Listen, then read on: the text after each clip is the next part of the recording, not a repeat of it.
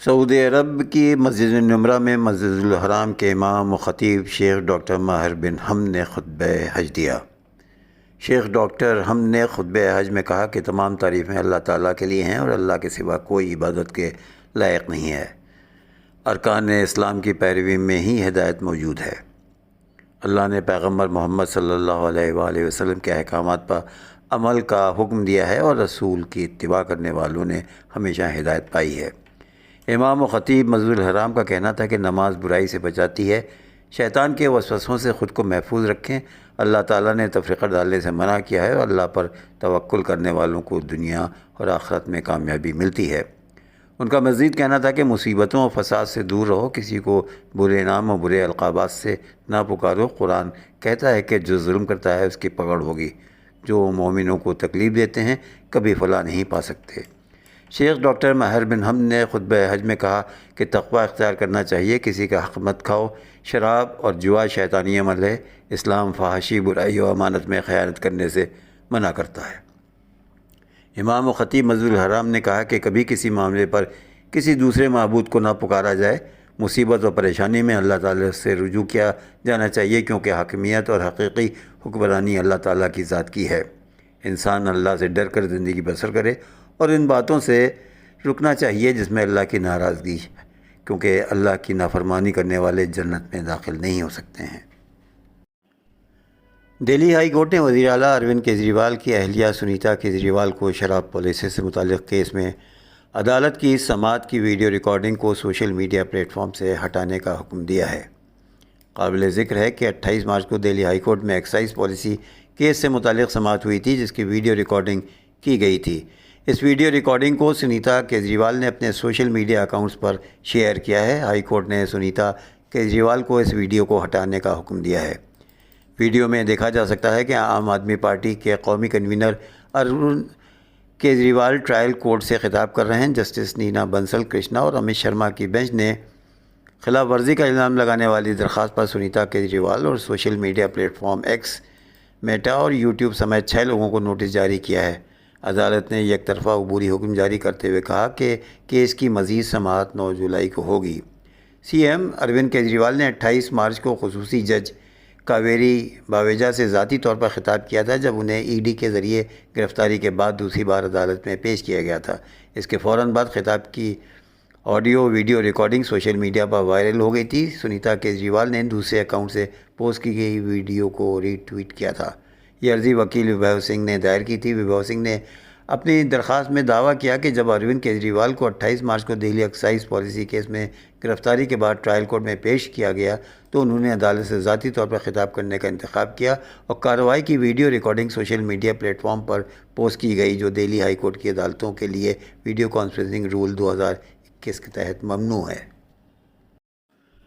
Saharanpur enforcement directorate نے U P کے سہارنپور میں غیر قانونی کانکنی کے معاملے میں بڑی کارروائی انجام دیتے ہوئے بی ایس پی کے قانون ساز کونسل کے سابق رکن ایم ایل سی محمد اقبال کی گلوکل یونیورسٹی کی 121 ایکڑ زمین اور تمام عمارتوں کو ضبط کر لیا ہے۔ رپورٹ کے مطابق ای ڈی نے محمد اقبال کے 4,440 کروڑ روپے کے اثاثے ضبط کیے ہیں۔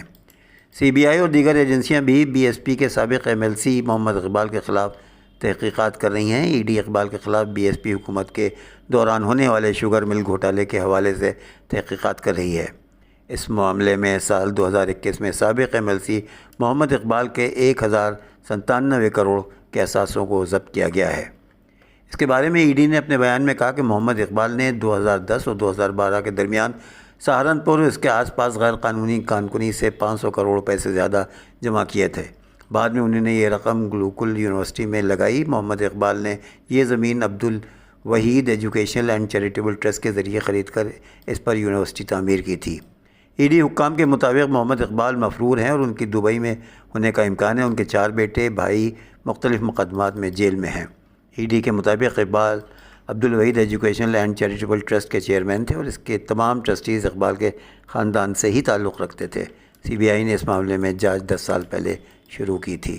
اس کے بعد ای ڈی نے منی لانڈرنگ کا معاملہ درج کر کے تحقیقات شروع کر دی۔ غیر قانونی کانکنی کے معاملے میں لیز ہولڈر محمد علی دلشاد، محمد انعام، محبوب عالم، نسیم احمد، امیت جین، نریندر کمار جین، وکاس اگروال، محمد اقبال، محمد واجد، مکیش جین، پنیت جین کو نامزد کیا گیا تھا۔ عازمین حج مناسک حج کے اگلے مرحلے میں میدان عرفات پہنچنا شروع ہو گئے ہیں۔ عرفات میں فضا کو ٹھنڈا رکھنے کے لیے فواروں کا استعمال کیا جا رہا ہے۔ عازمین حج جبل رحمہ اور مسجد نورہ کے قریب پہنچ گئے ہیں۔ عازمین حج میدان عرفات میں خطبہ حج سنیں گے اور نماز ظہر اور قصر کر کے ادا کریں گے۔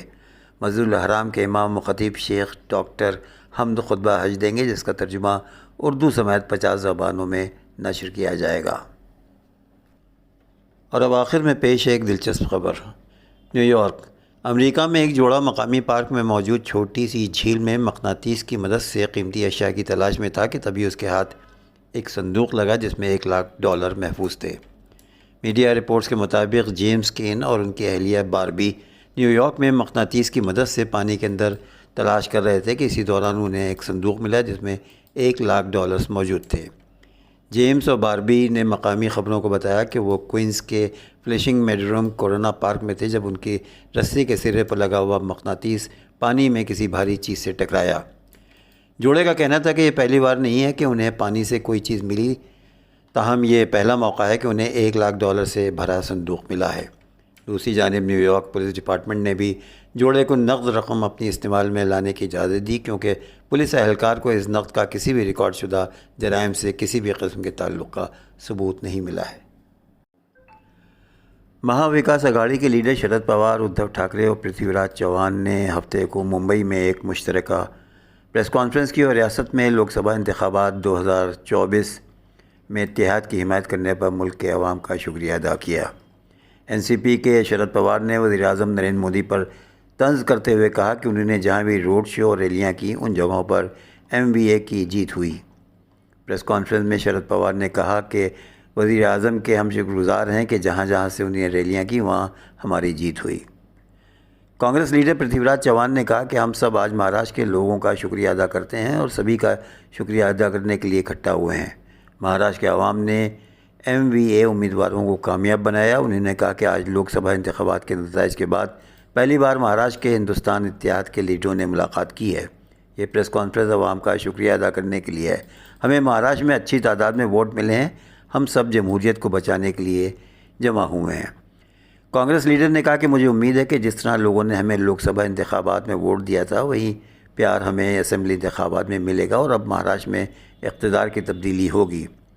Shiv Sena U B T leader Uddhav Thackeray نے کہا کہ یہ آئین اور جمہوریت کو بچانے کی لڑائی ہے۔ جلد ہی اسمبلی انتخابات ہونے والے ہیں۔